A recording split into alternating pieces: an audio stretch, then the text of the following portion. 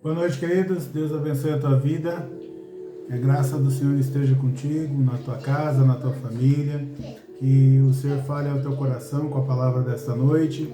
Hoje nós vamos falar: a sua vida não segue a lógica, segue os propósitos de Jesus. Então hoje nós vamos falar que a sua vida não segue a lógica, segue os propósitos de Jesus. Então é mais ou menos a gente espiritualmente não tentar achar que a nossa vida, a nossa caminhada com Deus, ela vai seguir como se fosse exato, assim como se fosse, por exemplo, um cálculo matemático, né? Então a Bíblia vai dizer que o inimigo ele vem por um lugar e foge por 7, né? Então a lógica ela não existe, de forma bíblica, de forma espiritual, muitas vezes aquilo que Jesus faz, ele contraria a lógica. Isso você pode olhar por dois caminhos. Tipo, você está esperando algo bom e tudo está caminhando, tudo está dizendo que sim, e de repente acontece que não. Então a palavra de Deus ela não segue lógica. Seja isso para o seu bem, conforme você entender, ou seja isso para o seu mal, conforme você entender também. Mas a Bíblia ela nos ensina que a nossa vida ela não vai seguir aquilo que espera o mundo. Ela vai, na verdade, contrariar aquilo que o mundo espera. Então, de novo, o tema da mensagem desta noite é: a sua vida não segue a lógica, segue os propósitos de Deus. E nós vamos ver em diversos lugares na Bíblia sempre um contraponto, né? Assim, totalmente antagônico, né? Totalmente fora daquilo que é esperado. Então nós vamos ver que Deus ensina movimentos contrários àquilo que a inteligência humana ensina para que ele realize os propósitos dele na nossa vida.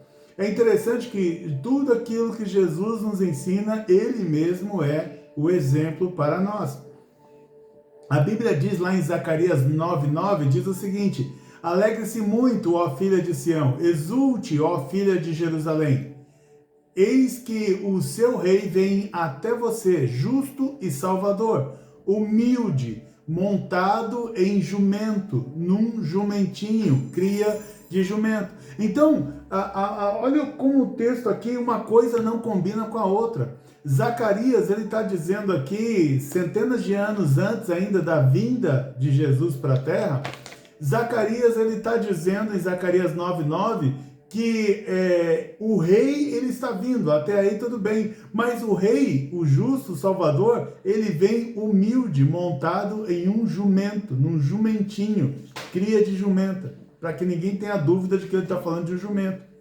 Então, a Bíblia está ensinando aqui para nós que Jesus, ele vem de forma humilde. Qualquer rei pediria uma pompa, uma carruagem. É só você imaginar uma comitiva presidencial. Numa comitiva presidencial, por exemplo, você vai ver carros blindados, carros limousines normalmente, carros de luxo, carros altamente valiosos, carros muito caros. E a Bíblia diz que Jesus, que é rei, que é inclusive rei acima de todos os reis, esse Jesus ele virá montado num jumento. Então, como é que pode isso? Como é que isso funciona? Como é que esse paradoxo, né, acontece em relação a Jesus? E é sobre isso que a gente vai falar. Que Jesus, a Bíblia diz para nós, ensina, e o próprio Jesus nos ensina, que ele vai fazer o contrário daquilo que seria lógico, daquilo que seria o esperado, daquilo que seria o mais factível de acontecer. Então, Jesus ele veio aqui, como diz o texto em Zacarias 9:9, de que Jesus, mesmo sendo rei, não viria numa carruagem, ou quem sabe até numa carruagem de fogo, ou nas costas aí de querubins, de serafins. Não, a Bíblia diz que Jesus ele viria, o rei Jesus viria montado no jumentinho. Bom, lá em Mateus capítulo 21, de 1 a 11, diz assim: quando se aproximaram de Jerusalém, aqui Jesus já chegou na terra, Jesus enviou 2 discípulos, dizendo-lhes: vão até a aldeia que está diante de vocês, e logo encontrarão uma presa, uma jumenta, e com ela um jumentinho. Desprendam e a tragam para mim. Ora, isto aconteceu para se cumprir o que foi dito por meio do profeta, o que eu acabei de ler, Zacarias. Digam à filha de Sião: eis que o rei vem até você, humilde, montado em jumenta, e num jumentinho cria de animal de carga. E então trouxeram para Jesus a jumenta e o jumentinho. E a maior parte da multidão estendeu as suas capas no caminho, e outros cortavam ramos de árvores, espalhando-os pelo caminho. E as multidões, tanto as que iam adiante dele como as que o seguiam, clamavam: Hosana ao filho de Davi, bendito o que vem em nome do Senhor, Hosana nas maiores alturas. E quando Jesus entrou em Jerusalém, toda a cidade se alvoroçou e perguntavam: quem é este? E as multidões respondiam: este é o profeta Jesus de Nazaré da Galileia. Então, eles falavam: Hosana, filho de Davi, bendito que vem em nome do Senhor, Hosana nas maiores alturas. Então, mesmo Jesus estando montando num jumento, né, que não seria a carruagem de luxo esperada ali para o Filho de Deus ou para o próprio Deus na terra, para Emanuel, então, e para o próprio Rei dos Reis, a Bíblia ensina para a gente que Jesus ele veio montado no jumento, e o fato de Jesus estar montado no jumento não mudou quem ele era. Não mudou quem ele era, mas ele quebrou a lógica. Ele quebrou a lógica de que ele deveria estar numa carruagem de fogo, de que ele deveria estar cheio de seguranças ao seu redor, de que ele deveria estar com um exército guardando a vida dele. Ele não apareceu num carro blindado, ele não veio debaixo de segurança pesada, ele simplesmente montou no jumentinho e entrou. Então, com certeza, essa não era a entrada triunfal que o povo da época esperava para um rei. Não era a forma como eles gostariam de enxergar. E Jesus parece que irrita os religiosos da época o tempo todo, porque primeiro ele é filho de carpinteiro, de José e de Maria. Depois ele nasce numa cidade de Belém, a cidade mais pobre. Depois vem a história de que ele nasce numa manjedoura, lugar onde se cria os animais. Depois ele anda com os pecadores, basicamente com os pecadores. Então tudo o que Jesus fazia, ele não vestia roupas de pompa, como os sacerdotes vestiam na época. Apesar dele ser profeta, apesar dele ser o Rei dos Reis, apesar dele ser Senhor, ele não veio vestido roupas de rei, ele se vestia como qualquer pessoa comum.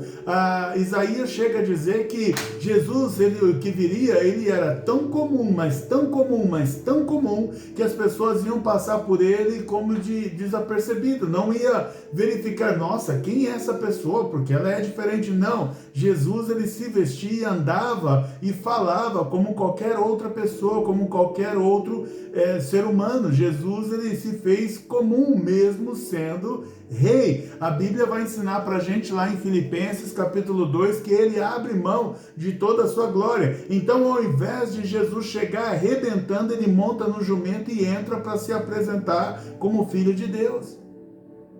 E o interessante é que as pessoas, mesmo assim, o reconhecem como filho de Deus, como aquele que vem em nome do Senhor. Então, Jesus ele é ovacionado, ele é adorado, montado no jumento. O que Jesus nos ensina aqui é que às vezes nós temos o conceito errado daquilo que é fazer, por exemplo, sucesso, ou ter êxito, ou ser uma pessoa bem-sucedida. Então, para quem olha aqui, Jesus não chamou a atenção pelo veículo que ele usava.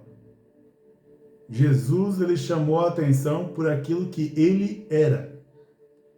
Jesus chamou a atenção por si mesmo, não porque demonstrou ter posses. Jesus chamou a atenção por quem ele era e não porque pela autoridade que ele tinha, pelo cargo de rei que ele tinha, pelo status de filho de Deus que ele tinha. Jesus, ele veio de forma humilde. Ele apareceu de forma humilde. Em outras palavras, Jesus se apresentou à humanidade não como quem ele verdadeiramente é. Jesus, ele se apresentou à humanidade montado no jumento. Então isso é fora de lógica para qualquer um tentar entender. Isso é fora de lógica. Qualquer um não vê a hora, a maior parte das pessoas não vê a hora de se exibir com aquela roupa de marca, não vê a hora de se exibir com um tênis novo de marca, não estou falando que é errado, não vê a hora de mostrar o tênis novo que está usando, não vê a hora de mostrar o Rolex, não vê a hora de mostrar o carro novo, não vê a hora de mostrar a casa nova, não vê a hora de postar que está num restaurante chique, não vê a hora de postar de que está vencendo alguma coisa. E Jesus, ele faz exatamente ao contrário disso. A Bíblia diz em Apocalipse, capítulo 19, 11 e 16, diz o seguinte: isso aqui é o apóstolo João falando, vi o céu aberto e eis um cavalo branco. O seu cavaleiro se chama Fiel e Verdadeiro, e julga e combate com justiça. Os seus olhos são como chama de fogo. Na cabeça dele há muitos diademas. Tem um nome escrito que ninguém conhece, a não ser ele mesmo. Está vestido com um manto encharcado de sangue, e o seu nome é Verbo de Deus. Os exércitos do céu o seguiam, montados em cavalos brancos e vestidos de linho finíssimo, branco e puro. Da sua boca sai uma espada afiada para com ela ferir as nações. Ele mesmo regerá com cetro de ferro, e ele mesmo é o que pisa o lagar do vinho do furor da ira do Deus Todo-Poderoso. No seu manto e na sua coxa está escrito um nome: Rei dos Reis e Senhor dos Senhores. Se você então quer saber como Jesus anda nas alturas, como Jesus anda lá no céu, ele anda assim. Ele anda montado num gigante, que eu imagino, naquele dos mais lindos possíveis, cavalo branco. O mais lindo possível, cavalo branco. Ele é juiz. Ele é fiel, ele é verdadeiro, mas ele é um juiz. Ele é um guerreiro, porque combate com justiça, mas ele é um guerreiro. Os seus olhos são como chama de fogo, na cabeça dele há muitos diademas, autoridade. Tem um nome escrito que ninguém conhece, a não ser ele mesmo, ou seja, ninguém sabe na essência quem ele é, de tão poderoso que ele é, a gente não consegue identificar. Ele está vestido de um manto encharcado de sangue, de como quem guerreia pelos outros. O seu nome é Verbo de Deus, ou seja, ele é a palavra, ele é a promessa desde o início. O exército do céu seguia, ele tem um exército gigantesco, o maior exército de todos, e segue este homem para onde ele vai. E o exército dele todo é montado em cavalos brancos. Eles estão vestidos de linho finíssimo. Está falando não é nem de Jesus, do exército. O exército de Jesus veste o que tem de mais fino em questão de roupas. Está aqui finíssimo, branco e puro. Branco e puro. E aí está dizendo que ele rege com cetro, ou seja, ele é rei, ele é a autoridade.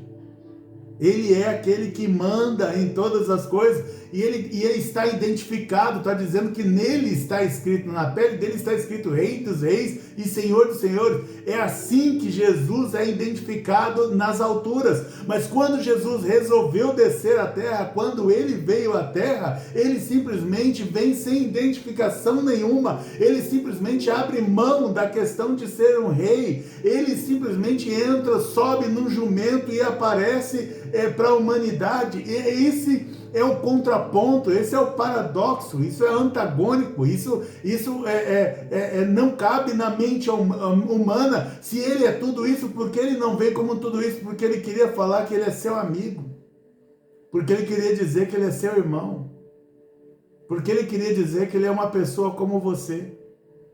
Apesar de lá da onde ele veio, dos céus, ele é tudo isso que eu acabei de ler. É uma pessoa riquíssima, é uma pessoa poderosíssima, é a maior autoridade que se conhece, tem o maior exército que se conhece, ele é o general do maior exército que existe. O próprio exército dele anda em pompa, em trajes finíssimos. É um exército trilionário, sei lá, porque não vai ter valor para a gente. Ele está num lugar que ele é cercado de pedras preciosas. Mas quando ele apareceu, ele estava com uma veste simples, tão simples que nem se comenta. Ele estava num carro tão simples que escandalizou. O veículo dele era um jumento. E escandalizou. Então parece que Jesus ele traz para a terra um conceito que vai contra o entendimento lógico da humanidade. Porque em essência ele é poderosíssimo. João 1,29 diz assim: no dia seguinte, vendo que Jesus vinha em sua direção, João disse: eis aí o Cordeiro que tira o pecado do mundo. Eis aí o Cordeiro que tira o pecado do mundo. Jesus, então, quando ele é batizado por João, o próprio Jesus se apresenta agora não como alguém importante, mas de novo, ele se apresenta como alguém humilde. Ele se apresenta como um cordeiro. A coisa mais comum que tinha em Israel naquela época eram cordeiros, porque o cordeiro ele era o principal, normalmente o principal animal a ser sacrificado pelo povo de Israel. Isaías 53:7 diz assim: ele foi oprimido e humilhado, mas não abriu a boca. Como cordeiro foi levado ao matadouro, e como ovelha muda diante dos seus tosqueadores, ele não abriu a boca. Então Jesus se entregou como um cordeiro, porque o cordeiro ele é maleável, porque o cordeiro ele foi feito para servir nessa época aqui de sacrifício. Se você quiser sacrificar alguma coisa, a recomendação na maior parte dos casos era o cordeiro. Então Jesus ele veio se apresentar como aquele que poderia ser sacrificado, que poderia se sacrificar.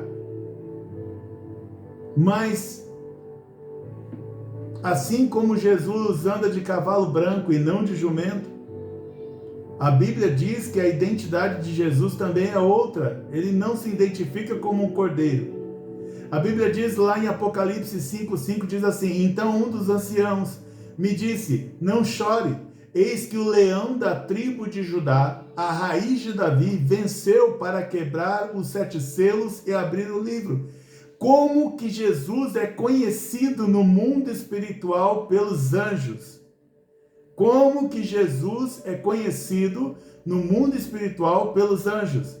Ele é conhecido como o leão da tribo de Judá. O leão da tribo de Judá. E como que Jesus se apresentou na terra? Como cordeiro. O próprio Apocalipse, na sequência, diz assim: então vi, no meio do trono e dos 4 seres viventes e entre os anciãos em pé, um cordeiro que parecia que tinha sido morto. Ele tinha 7 chifres, bem como 7 olhos, que são os 7 Espíritos de Deus enviados por toda a terra. O cordeiro foi e pegou o livro da mão direita daquele que estava sentado no trono.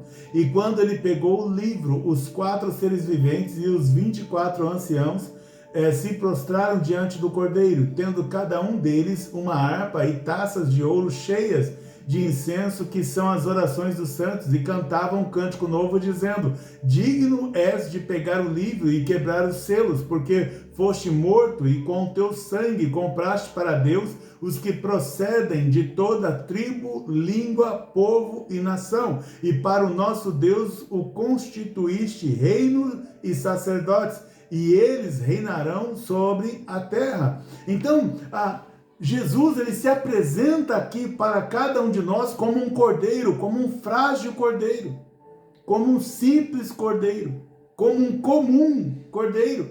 Mas a Bíblia diz que ele é conhecido no mundo espiritual como o leão da tribo de Judá. Agora, imagina se Jesus se apresentasse aqui como o leão da tribo de Judá. Quem pode pegar um leão para sacrificar? Se ele se apresentasse como um leão, ele não se deixaria entregar, ele não se entregaria para qualquer pessoa. Ele não se entregaria para os fariseus. Ele não se entregaria para os romanos. Então ele abriu mão de ser o leão da tribo de Judá e se apresentou como cordeiro. De novo, ele pode ser algo grande e poderosíssimo só de olhar, mas ele continua sendo algo grande e poderosíssimo mesmo a gente não vendo. Porque o que vale de novo aqui é a essência de quem era, de quem é Jesus, de quem é, porque ele está vivo, de quem é Jesus. Jesus em essência é humilde. Jesus em essência é o Todo-Poderoso. Jesus em essência é rei sobre todos os reis. Jesus em essência tem o nome sobre todo nome. Jesus em essência governa todas as coisas. O governo foi colocado sobre os seus ombros. Então, em essência, Jesus é o maior de todos. E mesmo assim, ele se apresenta como cordeiro. Às vezes nós nos apresentamos como pessoas grandes, mas na essência somos pequenos. Às vezes nos apresentamos como pessoas pequenas, mas na essência somos grandes. Então o importante não é o que aparentamos ser. Deus nos ensinou lá com Jessé, Samuel e Davi, na história ali da visita de Samuel na casa de Jessé. Deus ensinou para mim, para você e para Samuel, falou assim: você, o homem vê a aparência, mas eu vejo o coração. O homem vê a aparência, mas eu vejo o coração. E Jesus nunca se preocupou em mostrar a aparência, ele sempre se preocupou em mostrar o coração. Ele se despiu de toda a sua majestade e glória para estar aqui no meio de nós. Então, Jesus, ele tem cavalo branco, mas se apresentou no jumento.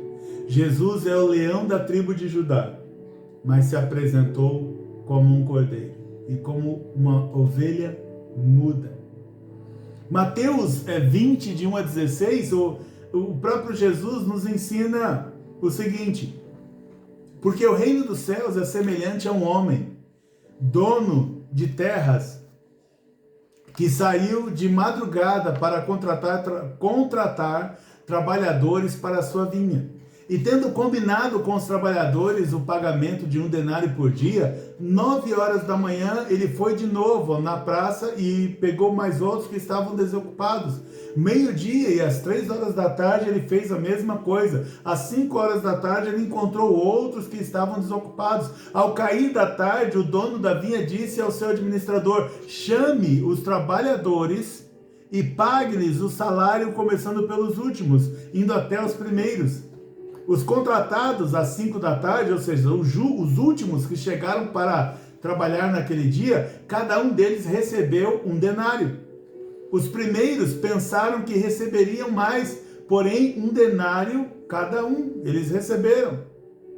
Mas tendo recebido, começaram a murmurar contra o dono das terras, dizendo: estes últimos trabalharam apenas 1 hora, mas você os igualou a nós, que suportamos a fadiga e o calor do dia.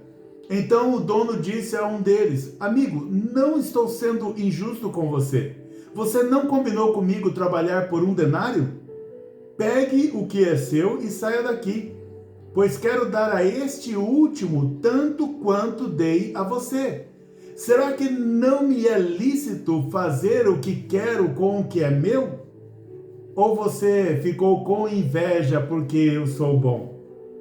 Assim, os últimos serão os primeiros, e os primeiros serão os últimos. Então, de novo, Deus vem aqui e Ele está contrariando a lógica. Então, o fato de não acontecer a lógica, aquilo que é lógico com você, não quer dizer que não vai acontecer com você, mas não espere que tudo funcione pela lógica. A lógica, ela funciona muitas vezes para o mundo, mais ou menos, né? Mais ou menos. É que eu não quero falar de política, mas mais ou menos. A lógica, ela funciona na matemática. Acho que é melhor esse exemplo da matemática. A lógica, ela deve funcionar na contabilidade, mas espiritualmente não vai acontecer conforme a lógica, na maioria das vezes. Não vai acontecer conforme a lógica. E quando não acontecer conforme a lógica, não quer dizer que você vai sair no prejuízo. Por quê? Porque o que foi combinado com você será feito. Por quê? Porque o que foi combinado com você será feito. Não combinaram 1 denário, você receberá aquilo que Deus combinou com você. Ah, Deus, mas eles fizeram menos e ganharam a mesma coisa que a gente. Fala, não se preocupe com os outros, se preocupe com o que eu combinei com você. Amém? De novo, os últimos serão os primeiros. Não tem lógica isso. Não tem lógica isso. Eu lembro quando era criança, em um episódio dos Trapalhões, eu não sabia tantas implicações espirituais que tinha naquele trem lá, então eu gostava. Mas um dos episódios dos Trapalhões é o Didi tentando ficar, ele chega por último e ele tenta ficar em primeiro na fila. E toda hora as pessoas vão lá e pegam ele e retiram da frente da fila e colocam ele atrás. E fica aquela briga, e ele tentando arrumar, se disfarçava, aí daqui a pouco percebiam que era ele. Ou então começava a conversar com alguém lá na frente, daqui a pouco viam que ele estava lá na frente, iam lá, tiravam. Enfim, ele ficou o episódio, ou pelo menos essa parte, tentando ficar em primeiro na fila. Mas todo aquele povo que estava na fila consegue deixar ele em último da fila. E de repente, ao invés de abrir a porta que estava lá no começo da fila, abriu a porta que estava no final da fila e ele entra então em primeiro para ser atendido. Mundo espiritual muitas vezes é assim que acontece. Por quê? Porque o futuro, não, como diz Salomão, não está no controle dos homens, está no controle de Deus. A sua vida não segue a lógica, segue os propósitos de Jesus. A Bíblia diz lá em Atos 8, de 1 a 4, diz assim: naquele dia teve início uma grande perseguição contra a igreja em Jerusalém. todos, exceto os apóstolos, foram dispersos pelas regiões da Judéia e da Samaria. Alguns homens piedosos sepultaram Estevão e fizeram grande lamentação por ele. Saulo, porém, queria destruir a igreja. Indo de casa em casa, arrastava homens e mulheres, lançando-os na prisão. Enquanto isso, os que foram dispersos iam por toda parte pregando o evangelho. Imagina que você estava orando assim: oh Deus, eu queria tanto evangelizar. Eu queria tanto a oportunidade, Deus, de pregar a tua palavra. E aí, quando você começa a orar isso lá na empresa que você está, o pessoal então vai lá e muda você de cargo. Tira você da área que você mais amava e coloca você numa área que você não queria. Tira você do lugar que você tinha facilidade e talvez até notoriedade daquilo que você fazia e coloca você num lugar que você não tem notoriedade, não tem sequer um cargo, não tem sequer um título, mas lá você está pregando o evangelho. E a Bíblia diz que quando Deus colocou perseguição sobre todos os cristãos, porque Deus permitiu a perseguição sobre todos os cristãos, o evangelho foi pregado como nunca. A igreja cresceu depois que ela começou a ser perseguida. A igreja alcançou mais fiéis depois que ela começou a ser perseguida.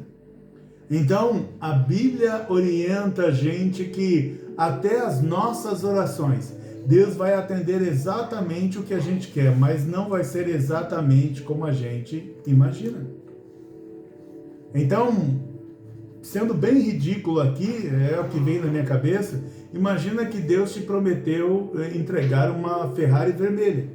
Ele está dizendo: eu vou te dar a Ferrari vermelha. Mas aí você fica preso injustamente na Itália por 15 anos e o governo, como um pedido de perdão a você, te dá de presente uma Ferrari vermelha. Então você imaginou que alguém te daria uma Ferrari vermelha, você imaginou que um ricaço ia ver o trabalho que você faz e te daria a Ferrari vermelha. Você imaginou que ia ter um negócio próprio e seria tão próspero que compraria uma Ferrari vermelha, porque Deus te prometeu a Ferrari vermelha. Você imaginou que ia abrir o seu...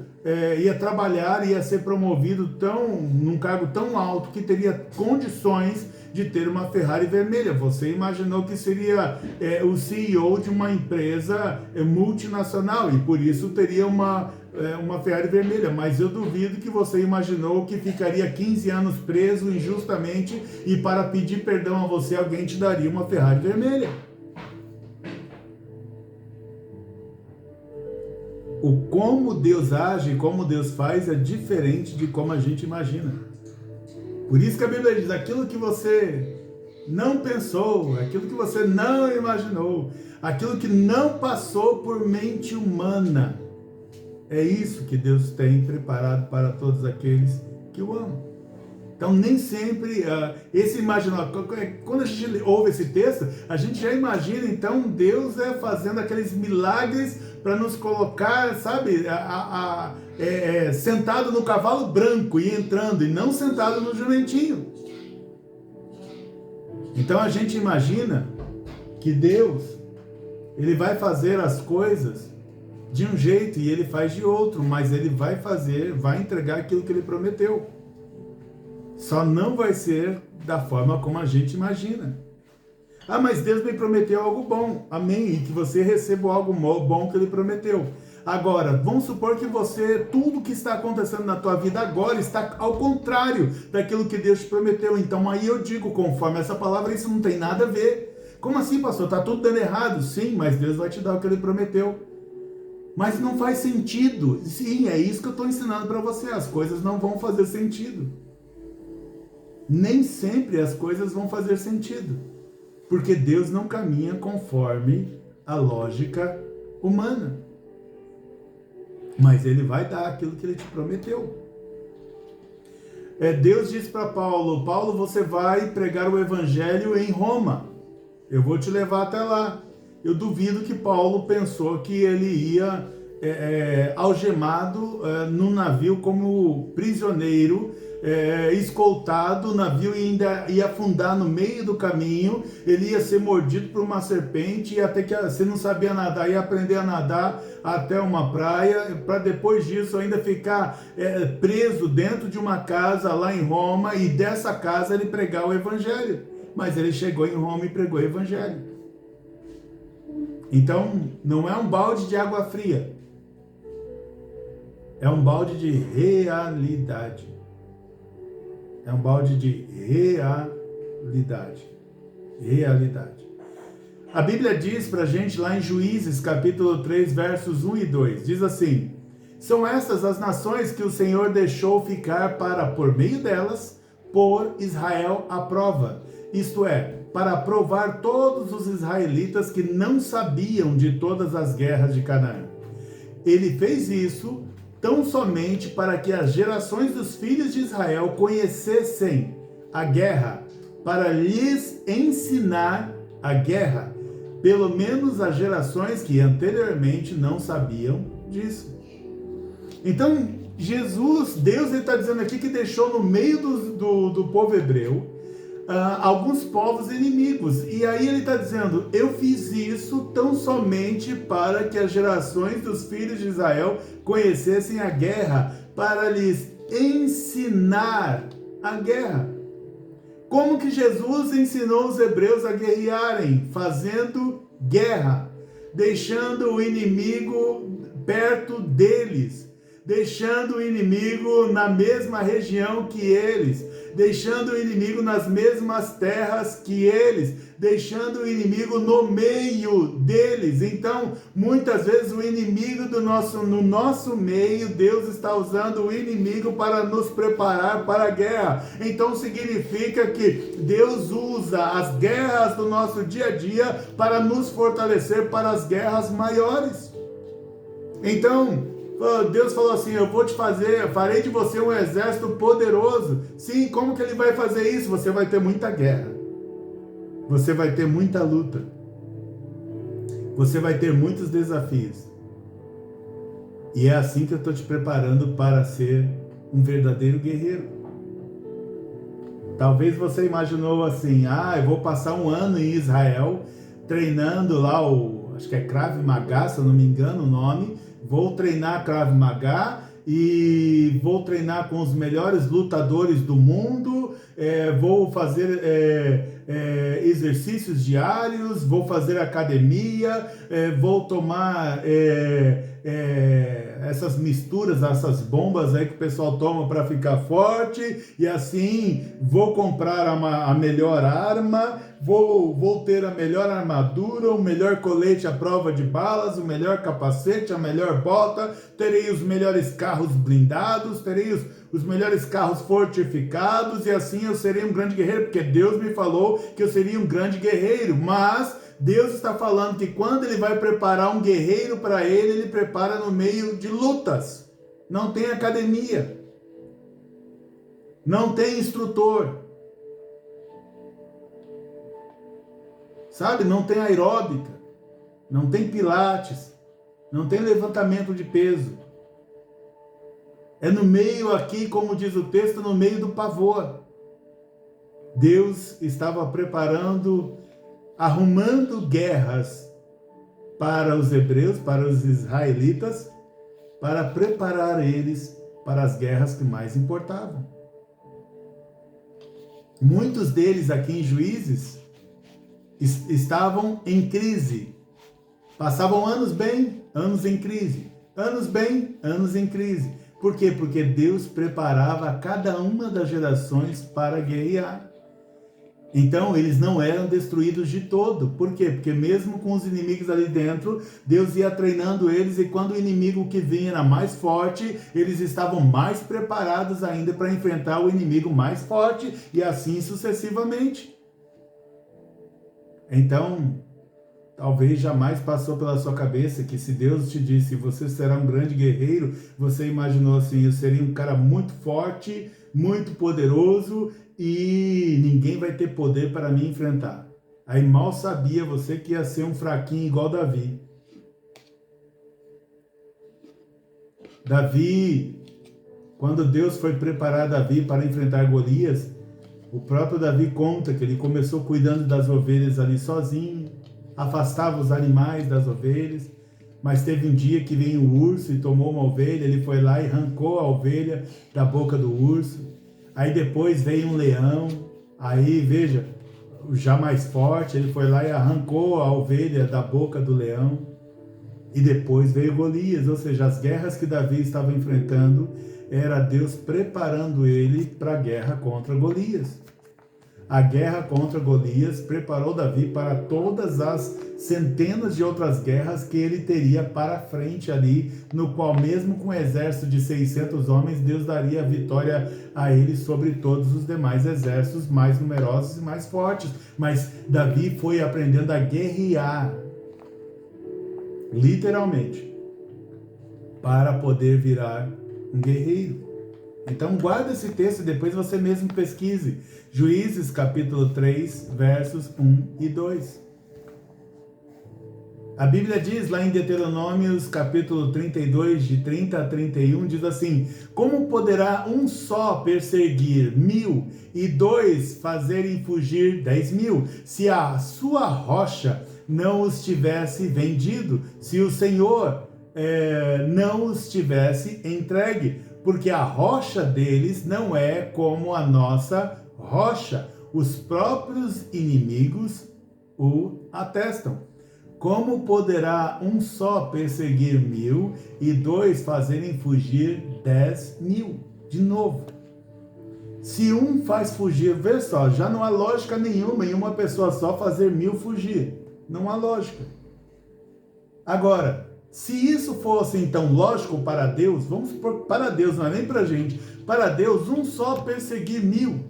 Aí se tem dois, então pela lógica, dois perseguem 2.000, mas não. O texto diz, um só persegue 1000 e dois fazem fugir 10.000. Não faz sentido. Pela lógica, dois fazem fugir 2.000. Então entenda isso. A sua vida não segue a lógica, segue os propósitos de Jesus.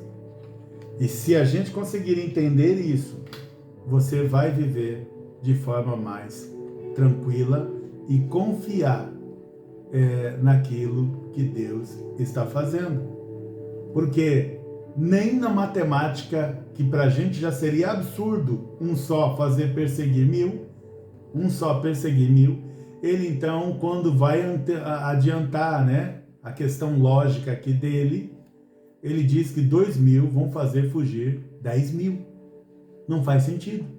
A não ser que ele dissesse que um faz fugir 5.000. Então dois fazem fugir 10.000. Mas ele diz que um vai perseguir 1000 e dois vão fazer fugir 10.000. Então, não tente fazer conta para chegar no resultado que Deus te falou. Não tente fazer contas para chegar no resultado que Deus te falou. Simplesmente confia no resultado que Ele te falou. Se Ele falou que no final vai dar X, então confia no Senhor que, apesar de tudo estar contrário, no final vai dar X. Por quê? X é a promessa. A Bíblia diz lá em Mateus 20, de 26 a 28, diz assim: mas entre vocês não será assim. Pelo contrário, é isso, a nossa vida sempre acontece ao contrário. Quem quiser tornar-se grande entre vocês, que se coloque a serviço dos outros. E quem quiser ser o primeiro entre vocês, que seja servo de vocês. Tal como o Filho do Homem não veio para ser servido, mas veio para servir e dar a sua vida em resgate por muitos. Então veja, o rei não veio para ser servido, ele veio para servir. Não tem lógica, mas tem propósito: salvar a humanidade. Então não se preocupe se a sua vida você está percebendo que ela não tem lógica. Mas esteja sempre preocupado se você está nos propósitos de Deus. Não se preocupe se as coisas não estão batendo uma com a outra. Digo, sabe, quando você faz aquele checkpoint, aquele checklist, quando você faz o match, quando você vai verificar se uma coisa corresponde à outra, isso não vai dar certo. Então não se preocupe em conferir se as coisas estão indo na direção que você quer. Simplesmente confie que aquele que te prometeu é fiel para cumprir a promessa que te deu. Amém?